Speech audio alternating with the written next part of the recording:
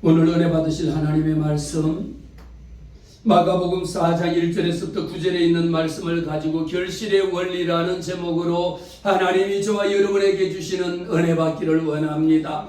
오늘도 살아계신 하나님, 어제나 오늘이나 영원토록 동일하신 하나님께서 우리가 하나님 앞에 신령과 진정으로 예배할 때에 주님이 찾으시는 그 예배자, 그 한 사람 바로 내가 되기를 원합니다. 여러분들이 되기를 원합니다. 주님 앞에 결실할 수 있는 것, 우리가 이제 10월달이 맞이하여 보면 1년 1월달에 계획하고 기도하고 준비했던 일들을 돌아보면서 때로는 이제 결실하는 이 1년의 농사를 거두어 드려야 되는 이런 시점에 와 있습니다. 어떤 사람은 자기가 1월달에 계획했던 것보다가 오히려 기대했던 것보다도 더 엄청나게 많은 열매를 맺어서 추수할 곡식이 많은 사람이 있어 하나님 앞에 감사하며 영광 올려드리는 사람도 있을 줄 압니다.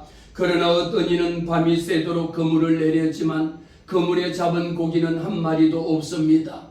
그래서 밤새도록 1년 내내 수고하고 고생하고 나름대로 열심히 일을 했음에도 불구하고 거둬들인 것이 하나도 없습니다. 오늘 말씀 가운데에 시몬 베드로가 주님 앞에 달려 나와서 그물을 내리라고 했을 때에 주여, 내가 밤새도록 그물을 내릴건지와 내 그물에 잡힌 것이 한 마리도 없습니다. 그러나 우리 주님이 말씀하셨습니다. 내 오른편에 그물을 내리라 했을 때에 주님의 말씀에 듣고 밤새도록 수고하여도 잡은 것이 하나도 없지만 주님의 말씀에 순종하여 내가 그물을 내린나이다라고 그물을 내렸더니 그 그물이 찢어질 만큼 고기가 가득 넘치게 잡았을 뿐만 아니라 주변에 있는 친구들을 불러서 그 배까지 고기가 차고 넘치는 이런 결실을 거두게 된 것입니다. 1년을 돌아봐 보실 때에 내 힘으로 열심히 살았습니다. 누구보다도 더 부지런하게 살았고 누구보다도 아침에 새벽에 나가고 밤늦게까지 수고를 했음에도 불구하고 밤을 새워 그물을 내렸지만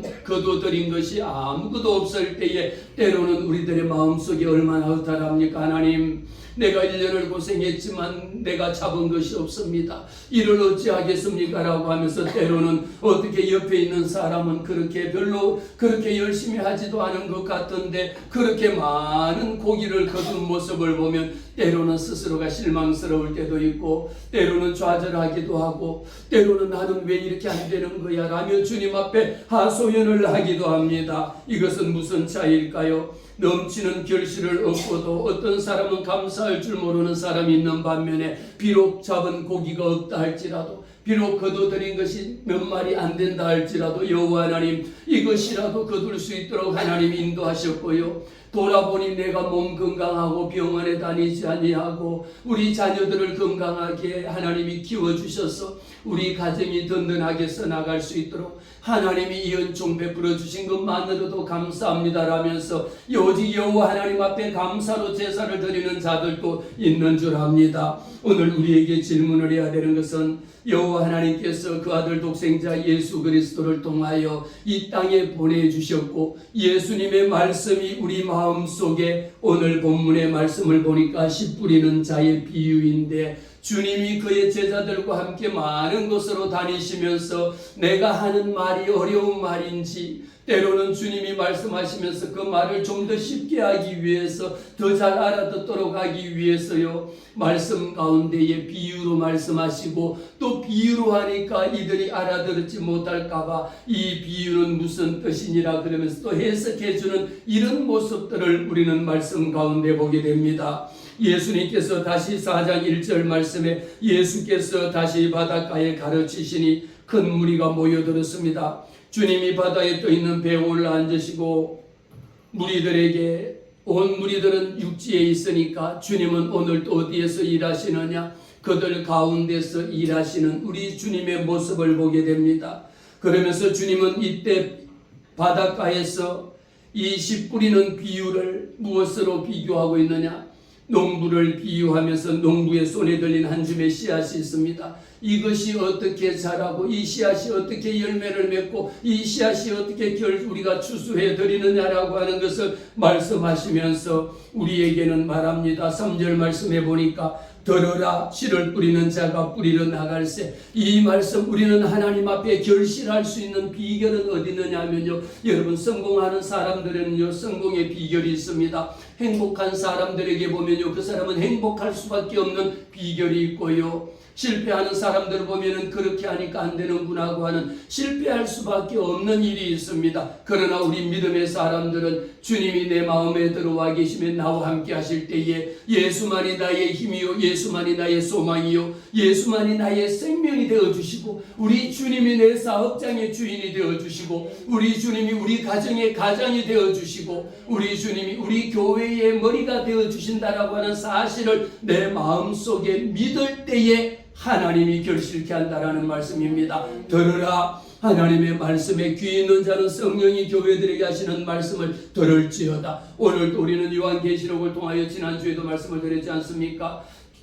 들으라, 귀 있는 자는 성령이 교회들에게 하시는 말씀을, 오늘도 이 말씀 가운데 하나님 내가 듣겠나이다, 주님 내게 말씀하옵소서. 이렇게 들을 때에 씨를 뿌리는 자가 뿌리러 나갈세. 이제 씨앗을 가지고 뿌리러 나가는데, 이 팔레스타인 이스라엘 이 지역에서는 씨 뿌리는 것이 오늘 4가지의 종류의 밭이 나오는데, 우리 한국에서 농사 짓는 모습들하고는 많은 차이가 있습니다.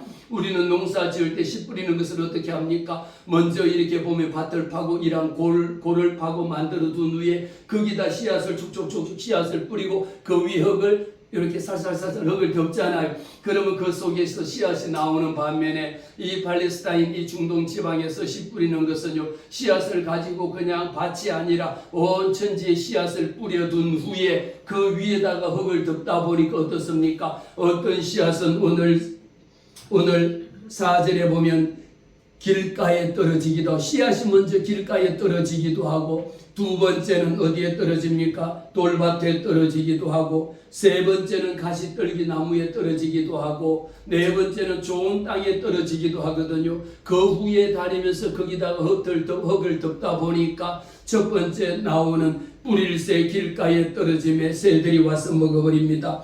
우리에게 가장 중요한 이 말씀은 새들이 와서 먹어버렸다라고 하는 것은, 길가에 뿌려졌다라고 하는 것은 하나님의 말씀의 밭을 이야기하면은, 우리 말씀을 듣는 사람들, 우리의 심령의 마음이 4가지의 밭을 있다라고 하면, 길가에 떨어진 밭이라고 하는 길가에 뿌려진 내 마음이 때로는 길가에 뿌려지기도 하고요, 내 마음이 길 같습니다. 우리가 신장로라고 하는 것, 우리 도로는 어떻습니까? 그렇게 여러분 아스팔트가 깔리기 전에도 길은요, 많은 사람들이 다니는 길가에는 얼마나 많이 다니니까 흙이 다져져서 맨질맨질할 정도로 비가 와도 스며들지 않을 정도로 사람이 걸어 다니지 않는 길 옆에는 어떻습니까? 비가 오면 바로 그냥 물이 스며들고 난리 나지만, 사람들이 다니는 그 길에는 하도 반질반질하니까 마치 시골 길이었음에도 아스팔트 깐 것처럼 빗물이 바로 스며들지 않습니다.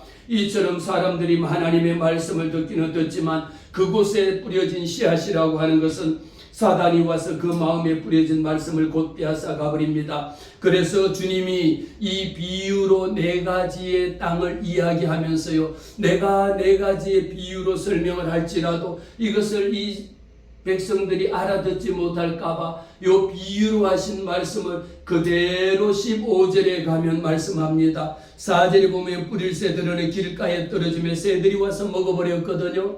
이 말씀이 무엇이냐? 15절에 가니까 말씀이 길가에 뿌려졌다라는 것은 이들을 가리키면이 곧 말씀을 들을 때에 사단이 즉시 와서 그들에게 뿌려진 말씀을 빼앗는 것을 우리는 길가에 뿌려진 말씀이라고 이야기합니다. 비가 내려도 스며들지 않습니다. 바람이 불어본들 길가에 뿌려진 것은 오히려 썰려 먼지만 일으키고 날아갈 뿐이죠. 씨앗이 땅에 내리지를 않는 겁니다.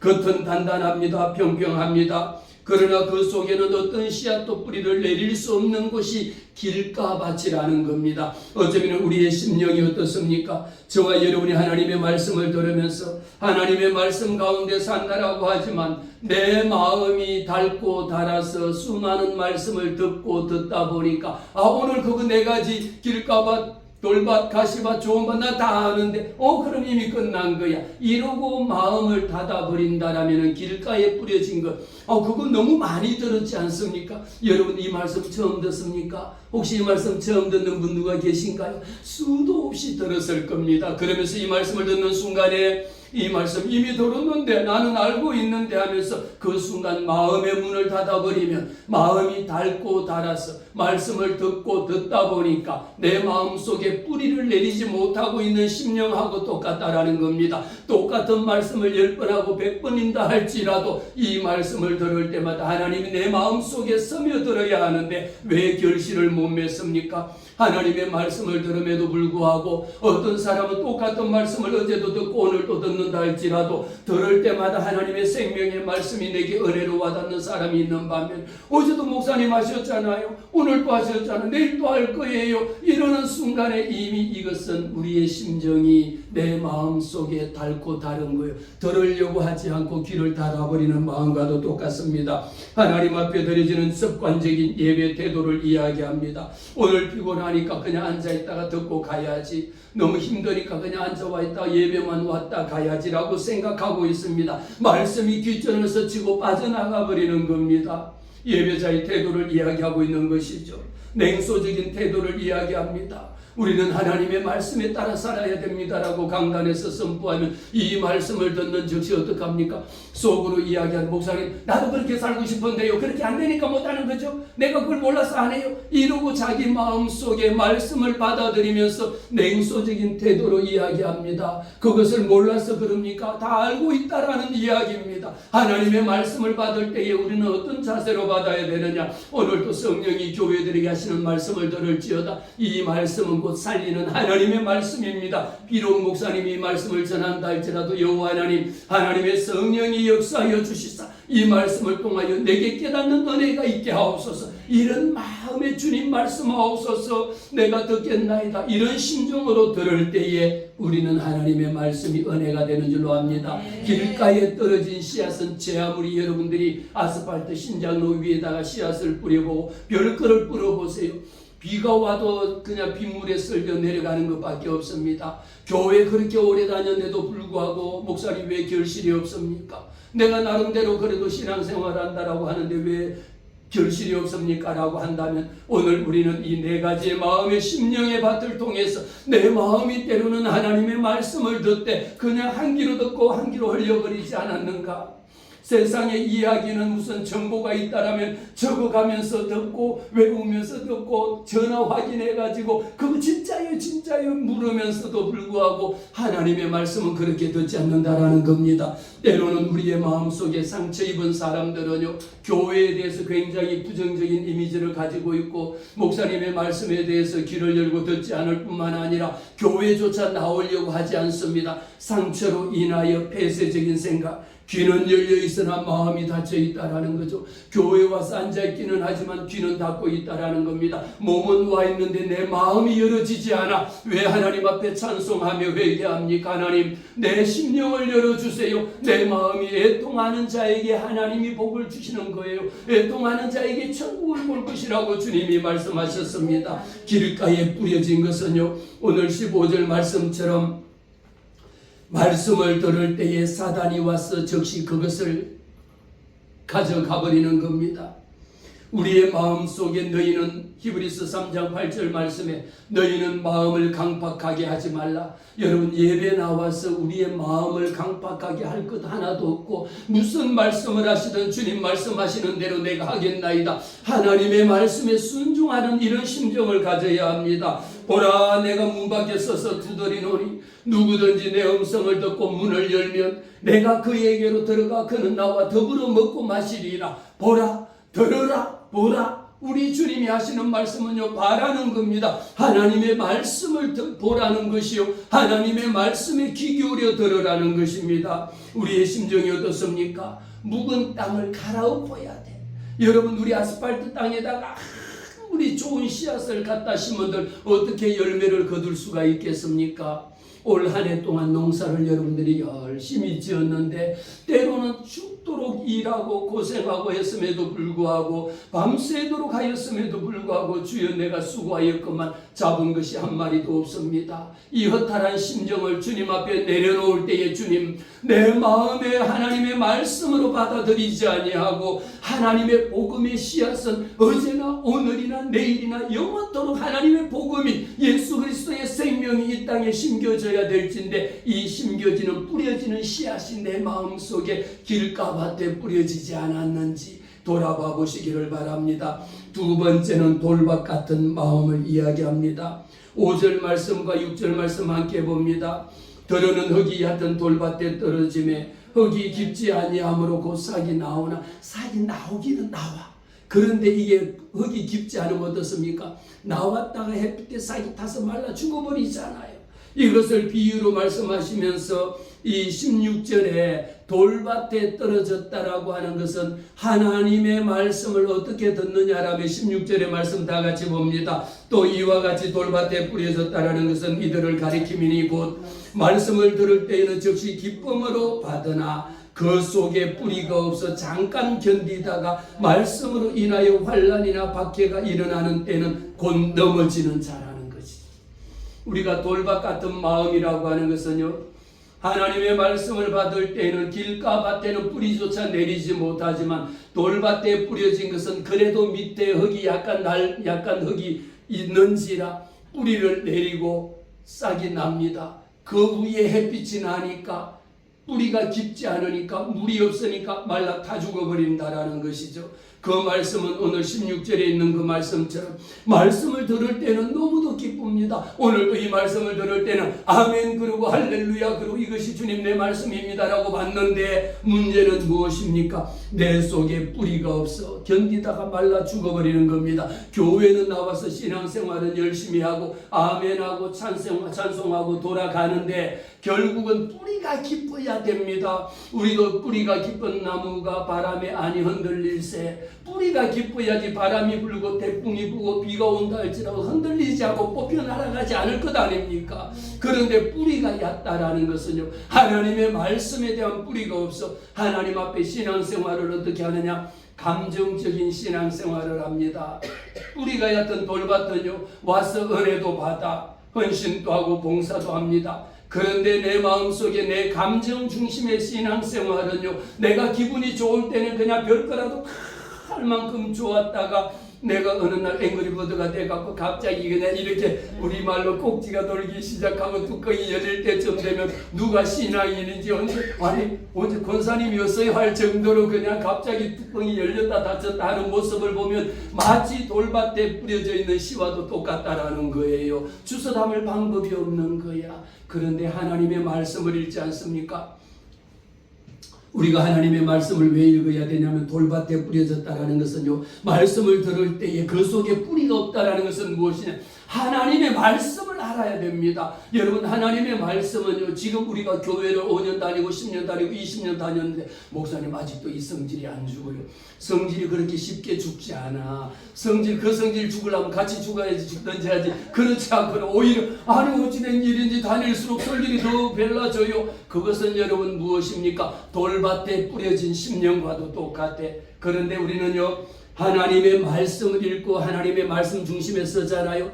하나님의 말씀, 성경 말씀을 10번 읽고 또 읽고 또 읽고 묵상하고 또 읽다 보면 하나님의 성령이 내 안에 계시면요, 성질 내라 해도 낼 수가 없어요. 여러분, 교회 안 다니는 사람도 성격이 참 온유한 사람도 있는데 어떻게 그렇게 장로라는 사람이 한번 성질 내면 불같이 그냥 확 성령의 불을 받아야지 어찌하여 성령의 불을 안 받고 앵그리버드가 돼가고 자기만 타는 것이 아니라 옆에 있는 사람도 다 태우거든요. 산불이 얼마나 무서운지 여러분 아시죠? 산불은요, 성냥개비 하나, 나이트 하나로 여기다가 지금 불을 하나 붙인 것이 이 산불이 붙어서 타기 시작하면 온 산 전체를 다 태워버려. 교회에서 여러분 한번 잘못하면요, 별것 아닌 것 같고 앵그리버드가 돼가지고 하면은 교회가 그냥 덜썩덜썩.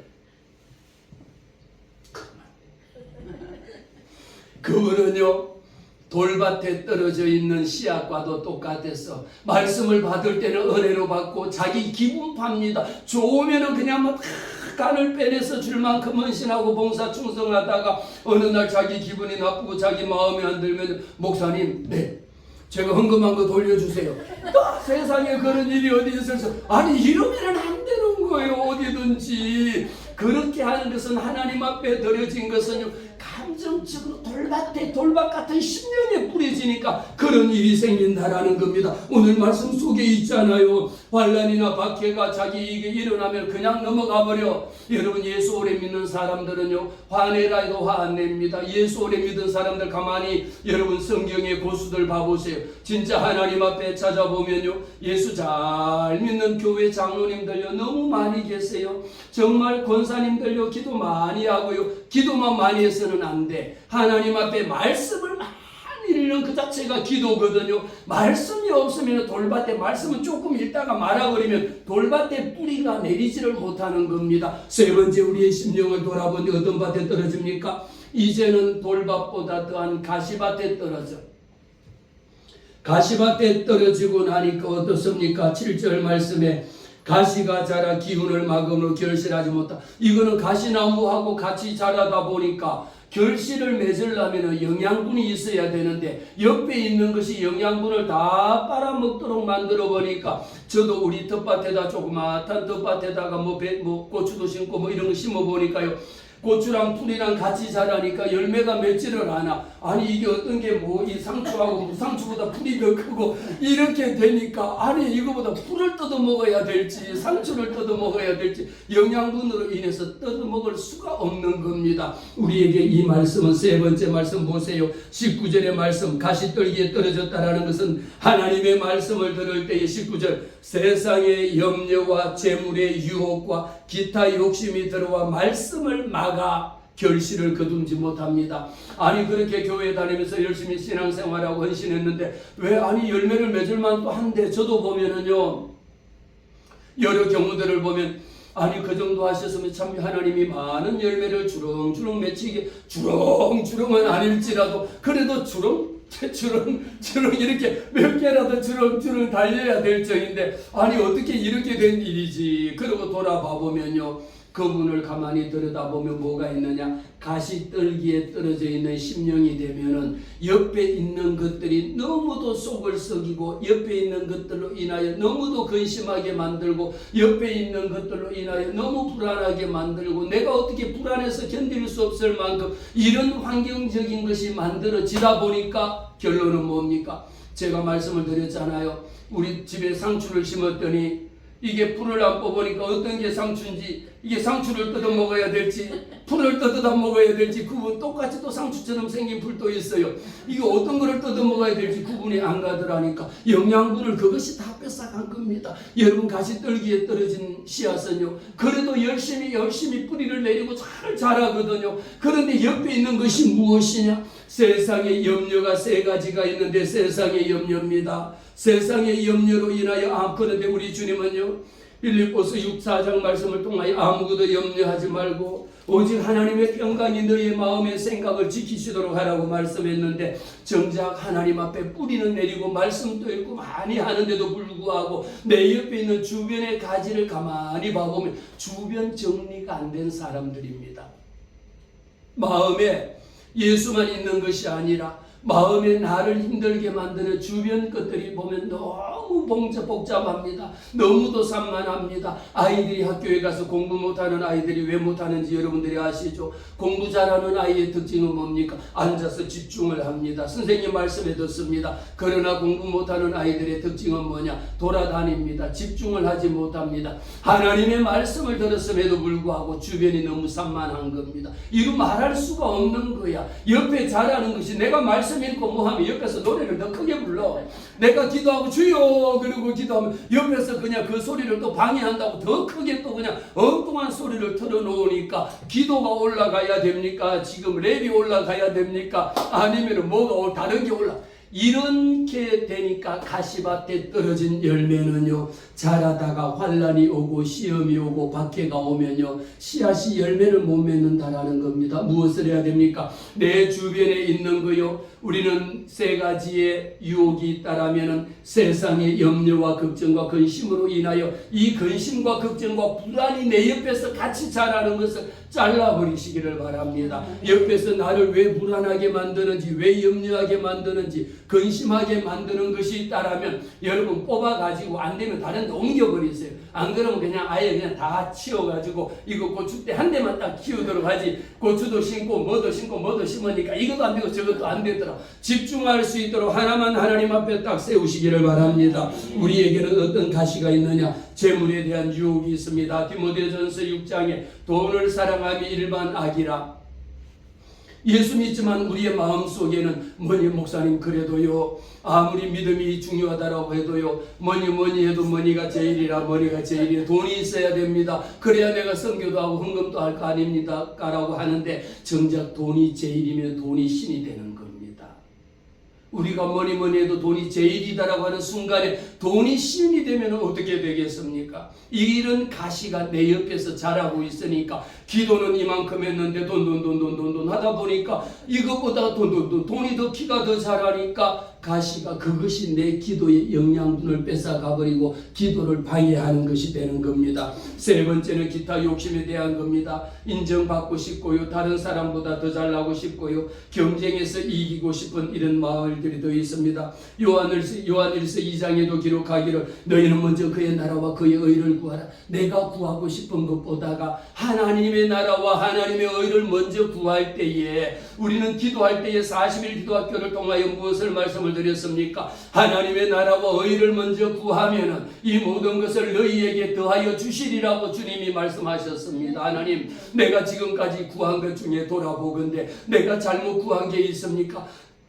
내 것만 달라라고 구했지. 하나님의 나라와 의를 위하여 구하고 이 자유 대한민국을 위하여 기도하고 오늘날 세상을 살아가는 우리 청년들 청소년들을 위하여 기도한 적이 있느냐라는 거예요. 이런 기도를 우리가 오늘 또 우리 권사님 기도하시면서 이번에 지금 캄보디아에 갔다 온 청년들이 있는데 그들이 무사히 안전하게 귀가할 수 있도록 돌아올 수 있도록 그들도 하나님이 살려달라고 기도할 수 있는 것, 그들도 우리의 백성들이 우리의 자녀라고 하는 이런 심정을 가지고 하나님 그들에게 회개할 수 있는 기회를 주시고 그들이 다시 재기할 수 있도록 하나님이 이 나라를 지켜주세요라고 하면서 그들을 위하여 기도할 수 있는 이런 부분들이 우리에게 필요하다라는 겁니다. 우리가 회복할 수 있는 것은 무엇입니까? 묵은 땅을 갈아엎는 겁니다. 가시던 불 가운데 뿌리를 내리고 있는 것을요 예레미야 4장 말씀을 통하여 가시던 불 가운데 씨를 뿌리지 말라 그랬어. 우리가 여러분들이 뭐 할지라도 복잡하고 복음을 전할지라도 복잡하고 막 온갖 무당절에 가가지고 굳이 그거 전해가지고 막 싸우고 난리날 일이 없지 않습니까? 우리가 하여 복음은 전하지만 내 주변에 있는 가시던 풀 속에 가서 씨앗을 뿌리지 말라라고 예레미야 4장에 예레미야 선지자를 통하여 우리에게 말씀하셨습니다. 그러면서 마태복음 6장에도 너희는 먼저 그의 나라와 그의 의를 구할 때에 하나님께서 우리 주변에 지금 하나님의 나라와 의를 구하기에도 바쁜 시간에 내 옆에서 자라나고 있는 불안과 염려와 걱정과 근심이 자라고 있고 또 이쪽에 와서 보니까요 시기하고 질투하고 원망하고 이런 거. 교회 오래 다니는 사람요 예수 오래 믿은 사람은 시기하고 원망하고 입만 열면 남 비판하는 거요 그거 죄입니다. 그거 안에 왜 결실 못 거두는 줄 아세요? 아니 기도는 실컷 하고요 예배 실컷 잘 내려놓고요 밥 먹으러 갔다가요 어디 수련회 갔다가요 거기서 그냥 해가지고 다 쏟아버리고 오늘 때 같이 오지도 않고 혼자 남은 데 집에 갈게. 그럼 집에 가버리고 없어. 갈 때 같이 갔으면 올 때도 같이 와야지. 모든 교회 행사는 시작과 끝까지도 기도로 시작하고 기도로 끝나는 것이 교회 행사입니다. 예수 믿는 사람들이 왜 우리에게 필요한 것은 뭡니까? 우리의 마음속에 좋은 땅의 씨앗이 심겨져야지. 내 심령이 여러분 하나님의 말씀이 있으면 그렇게 하지 말라라도 하거든요. 저는 너무너무 감사해요. 우리 은혜제일교회 성도 한 분 한 분이 하나님이 어쩌면 이렇게 다 제가 그렇게 하나님 앞에 달라고 정수를 내세요. 하나님, 아니 내가 지금 목회하는데 와가지고 나보고 그냥 속 썩이고 하면 이 머리가 다 빠지면 어떡하겠어. 이렇게 하얀 머리를 염색해갖고 새까맣게 해놨더니 나도 어색한데 이렇게 해갖고 나를 속을 썩여가지고 이 염색해도 또 하얗게 되면 어떡할 거예요. 그런데 우리 은혜 제일교회 오신 성도님들 한 분 한 분들 뵈면요, 얼마나 은혜스럽고 누가 알아주든 몰라주든 I don't care, 신경 쓰지 않아. 하나님이 알아주시면 그만입니다 라면서 있는 것 하나님 앞에 감을 가지고 오지 않나, 사과를 가지고 오지 않나, 온갖 그 집에 있는 그 맛있는 거라고는 다 가지고 와서 성도들과 함께 나누는 거요. 이런 분들은 무엇이냐? 씨앗이 어떤 마음의 밭이 무엇이냐? 좋은 땅이라는 거예요. 거기에 이제 무엇이 심겨져야 되느냐? 예수의 복음이 심겨지면 처음 믿는 초신자랄지라도 마음밭이 옥토가 되어진 곳에 예수의 복음이 심겨지면 이제 우리가 결실하는 거야. 꽃이 피고 열매를 맺고 그냥 열매는 어떻게 다 같이 시작! 주렁주렁 열리는 거예요. 그렇게 열매가 맺혀야지. 네 번째입니다. 더러는 이렇게 더러는 입니다. 어쩌다가 이렇게 좋은 땅에 떨어지기가 쉽지 않아. 우리 은혜제일교회 성도들처럼 더러는 좋은 사람도 있는데 우리 은혜제일교회 성도들은 다 좋아. 아멘. 별로 기분이 나쁘신가? 다 좋아. 누구 한 사람 한 사람요. 제가 지금 목회하면서 하나님 앞에 감사하는 거는 제가 우리 성도들로 인하여 제가 눈물 짓고 성도들로 인하여 아우 이걸 어떻게 그냥 해마를 그냥 이렇게 고민한 적은 또 없다라는 거. 오히려 내가 이 성도들의 아픔이라면은 내가 기도문 올라가서 금식하고 기도해야지 이 심정밖에 없지. 오늘 김민정 집사님은 어떻게 또 결석을 하셨네. 오늘 유진이 데리고 기도 받으러 온다는데 어디 가고 오후에 오시려고 할 모양이고 빨리 전화 좀 해주세요. 오후에 꼭 오시라고. 우리에게는 좋은 땅에 복음이 심겨져야 돼. 처음 예수 믿을 때부터요 잘하고 주의를 성수할 수 있는 이런 것이 만들어져야 좋은 옥토가 되는 거거든요. 좋은 땅에 떨어진 열매는 어떡하냐? 자라서 무성해. 이게 주렁주렁이라는 겁니다. 무성하고 결실하여. 이게 한 배만 거두는 게 아니라 여러분 30배, 60배, 100배라고 하는 것은요 상상할 수 없는, 생각할 수 없는 이런 능력을 계산할 수 없는 언빌리버블한 이런 일들을 누가 만들어 주십니까? 여호와 하나님이 이루어 주신다라는 겁니다. 우리는 작은 씨앗을 오늘 비유로 말씀하실 때 이 별것 아닌 작은 씨앗이 얼마나 크게 이루어지느냐라면 오늘 말씀 봅니다. 30절 말씀해 보면 하나님의 나라를 어떻게 비교하여 무슨 비유로 나타날까 하시다가 겨자씨 한 알에다 비유합니다. 우리는 복음의 씨앗이 겨자씨 한 알을 심었는데 여러분 이스라엘에 가서 저도 오래전에 겨자씨를 가지고 와갖고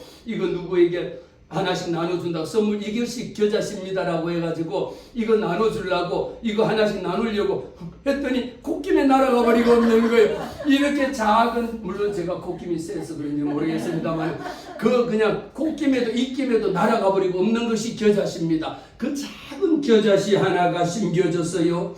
한 알과 같으니 땅에 심겨질 때는 땅 위에 모든 세상의 어떤 씨보다도 가장 작은 성경에 기록되어 있잖아요. 세상의 모든 씨보다 가장 작은 것이로되 심긴 후에는 이것이 1m, 2m, 3m까지 자라면서요. 얼마나 겨자씨 겨자나무가 크게 자라서 그게 온갖 새들이 와서 그 속에 머물게 하는 거거든요. 우리에게 바로 좋은 땅이라고 하는 것은 이런 것을 이야기합니다.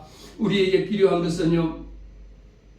이렇게 좋은 결실을 거두기 위해서 30배, 60배, 100배의 결실을 거둬야 되는데 저는 오늘 이 말씀을 가지고 어떻게 결론을 짓고 싶으냐면 하나님 왜 사람마다 이렇게 결실이 달라집니까? 이미 말씀을 드렸지 않습니까? 밭이 다르니까 돌밭 같은 사람도 있고 길가도 있고 가시밭길도 있고 좋은 땅이 있는데 우리에게 뿌려진 것은요 우리의 마음속에 밭의 상태가 다른 것. 여러분 예수 믿은 이후에 우리의 심령은 어떻게 바뀌어야 되느냐? 예수 그리스도의 십자가 보혈의 능력으로 우리의 마음밭이 바뀌어 하나님 앞에 회개하게 돼. 하나님의 성령을 내 마음속에 모시고 살게 되니까 성령의 역사가 내 안에 일어나고 성령이 내 안에 임재하심에 내가 변할 수밖에 없는 겁니다. 내가 변하고 싶어서 변하는 것이 아니라 하나님의 성령이 내 안에 역사하시니까 변할 수밖에 없는 겁니다. 그런데 변화할 수 있는 본질이 무엇이냐라는 것을 봤을 때에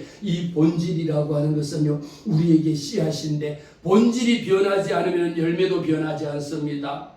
주님께서 말씀하실 때에 그런즉 누구든지 그리스도 안에 있으면 새로운 피조물이라. 이전 것은 지나갔으니 보라 새 것이 되었도다라고 고린도후서 5장에 기록하고 있는데, 이전의 나의 모습은 이제 예수의 보혈의 능력으로 죽어지고 나는 새 사람으로 변화되는 겁니다. 성경이 말하고 있는 본질의 변화는요, 단순한 도덕적으로 착해지고 술 안 마시고 담배 안 피고 도둑질 안 하고 살인하지 아니하고 간음하지 아니하고 음란하지 아니하고 이런 것만이 도덕적인 어떤 그런 모랄리티를 이야기하는 것만이 아니라 우리의 존재 자체가 하나님의 말씀으로 거듭난다, 다시 태어난다라는 겁니다. 하나님의 말씀이 있으면요, 예수 오래 믿은 사람 여러분 성경 말씀 잘 읽고요, 말씀 속에 사는 사람 주변에 봐보세요. 이제 우리 은혜 제일교회 성도들은요, 교회 와서 여러분 누가 큰 소리 내는 분 보셨습니까? 집사님 왜 그래? 막 이러는 분 누가 보셨어요? 목사님 왜 이러는 사람요? 찾아볼라 해도 없어. 하나님이 그런 분만 보내시더라고요. 하나님의 말씀 속에 중심이 되신 분은 삶의 본질이 바뀌다라는 겁니다. 요한복음 3장에도 기록합니다. 진실로 진실로 내게 이르노니 사람이 물과 성령으로 거듭나지 아니하면 하나님 나라에 들어갈 수 없다라고 이야기합니다. 우리는 물과 성령이라는 것은요, 하나님의 말씀으로 변화를 입어야 돼. 그래서 말씀을 읽으라고, 하나님의 말씀을 하루에 3장씩 읽고 때로는 6장씩 읽으면 최소한 1년에 성경 말씀 한 번은 읽었거든요.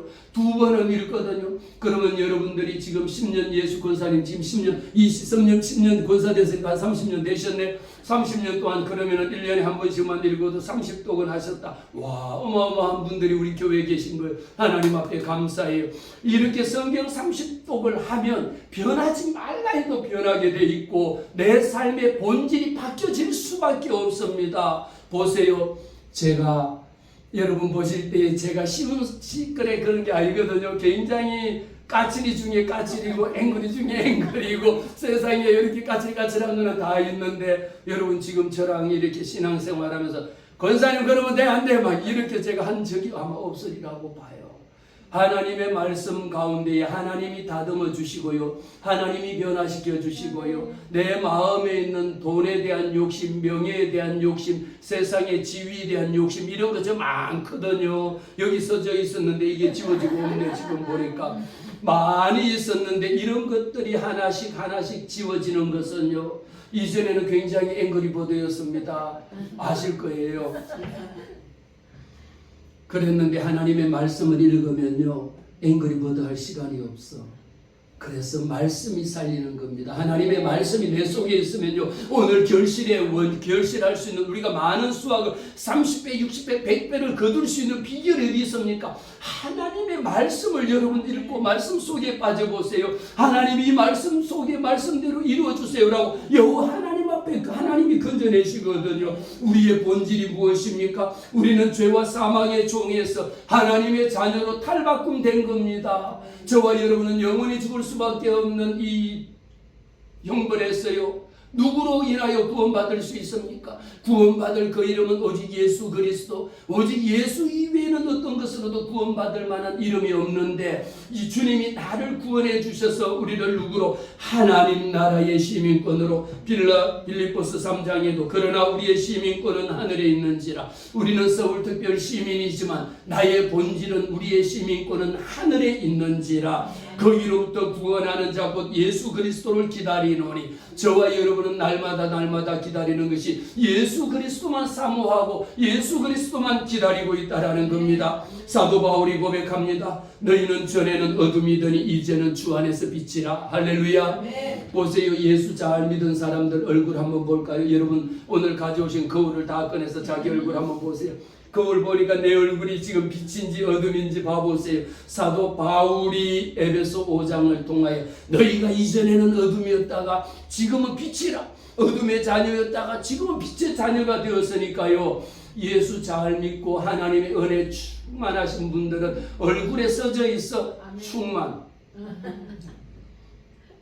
임권사님 한번 옆에 한번 봐보세요. 그 글씨가 지워졌는지 써져 있는지 분명하게 충만이라고 써져 있으면 얼굴이 해같이 빛나. 그래서요, 예수 믿지 않던 사람들의 얼굴을 보면요, 다크서클이 여기에 다크서클이 주로 있는데 이것이 여기까지는 목에까지 시커멓게 내려온 어둠의 자녀인 거예요.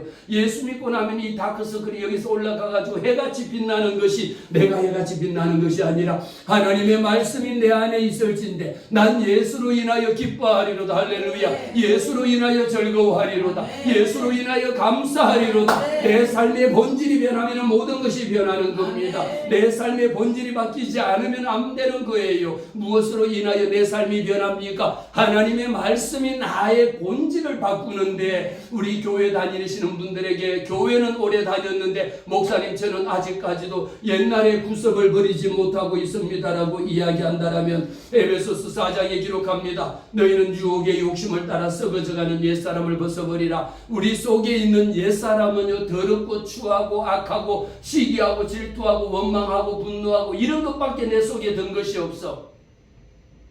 이제 이것을 하나둘씩 빼내고 하나님의 말씀을 엎드리고 말씀을 읽고 말씀을 통독하면서 내 속에 있던 이 모든 것들 썩어져가는 옛날의 구석을 다 빼내버리고 이 속에 하나님의 성령으로 하나씩 채워 넣다 보면 자연적으로 우리는 구습이 떠나고 얼굴만 봐도 은혜가 됩니다. 할렐루야. 여러분 기도하시는 분들 봐보세요. 얼굴만 봐도 우리 권사님 봐봐요. 얼굴만 봐도 해같이 빛나고 얼굴만 보더라도 얼굴에 웃음이 가득하잖아요. 처음 예수 믿고 나오는 사람 얼굴 봐보세요. 밝은 사람 없어요.